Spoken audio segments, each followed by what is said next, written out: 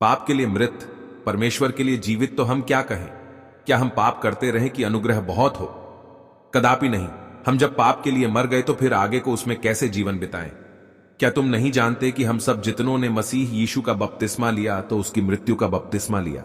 इसलिए उस मृत्यु का बपतिस्मा पाने से हम उसके साथ गाड़े गए, ताकि जैसे मसीह पिता की महिमा के द्वारा मरे हुओं में से जिलाया गया, वैसे ही हम भी नए जीवन के अनुसार चाल चलें। क्योंकि यदि हम उसकी मृत्यु की समानता में उसके साथ जुट गए हैं, तो निश्चय उसके जी उठने की समानता में भी जुट जाएंगे।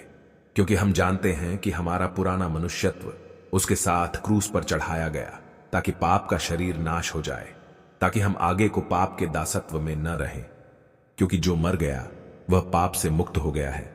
इसलिए यदि हम मसीह के साथ मर गए तो हमारा विश्वास यह है कि उसके साथ जिएंगे भी, क्योंकि हम जानते हैं कि मसीह मरे हुओं में से जी उठा और फिर कभी नहीं मरेगा। मृत्यु उस पर प्रभुता नहीं करती, क्योंकि वह जो मर गया तो पाप के लिए एक ही बार मर गया, परंतु जो जीवित है तो परमेश्वर के लिए जीवित है। ऐसे ही तुम भी अपने आप को पाप के लिए तो मरा, परंतु परमेश्वर के लिए मसीह यीशु में जीवित समझो।